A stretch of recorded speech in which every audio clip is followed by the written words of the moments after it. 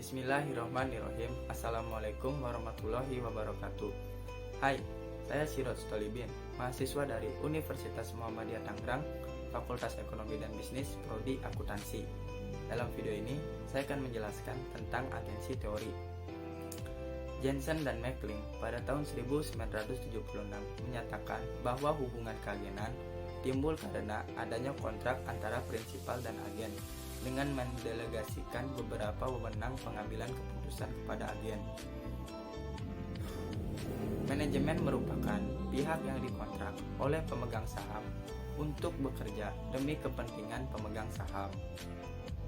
Unit analisis dalam teori keagenan adalah kontrak yang melandasi hubungan antara prinsipal dan agen. Maka, fokus dari teori keagenan adalah pada penentuan kontrak yang paling efisien yang mendasari hubungan antara prinsipal dan agen. Menurut Ihsan pada tahun 2017, untuk memotivasi agen, maka prinsipal merancang suatu kontrak agar dapat mengakomodasi kepentingan pihak-pihak yang terlibat dalam kontrak keagenan. Kontrak yang efisien adalah kontrak yang memenuhi dua faktor. Yang pertama, agen dan prinsipal memiliki informasi yang simetris. Artinya, baik agen maupun majikan memiliki kualitas dan jumlah informasi yang sama, sehingga tidak terdapat informasi tersembunyi yang dapat digunakan untuk keuntungan dirinya sendiri.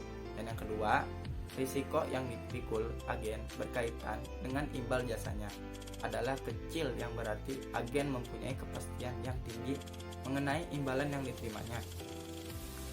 Konflik kepentingan antara pemilik dan agen terjadi karena kemungkinan agen tidak selalu berbuat sesuai dengan prinsipal, sehingga memicu biaya keagenan.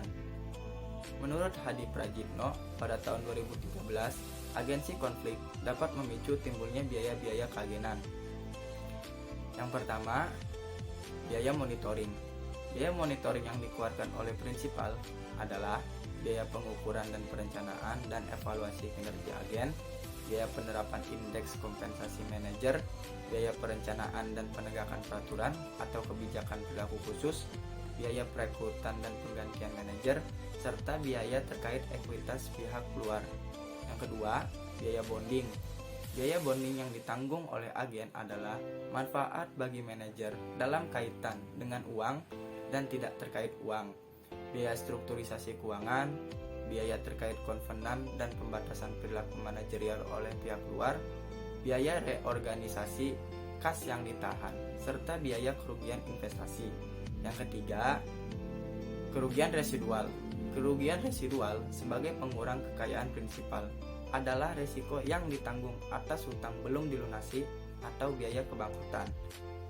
Biaya keagenan didefinisikan sebagai jumlah dari biaya yang dikeluarkan prinsipal untuk melakukan pengawasan terhadap agen. Jensen dan Meckling pada tahun 2012 membagi biaya keagenan ini menjadi monitoring cost, bonding cost, dan residual loss. Monitoring cost adalah biaya yang timbul dan ditanggung oleh prinsipal untuk memonitor perilaku agen, yaitu untuk mengukur, mengamati, dan mengontrol perilaku agen.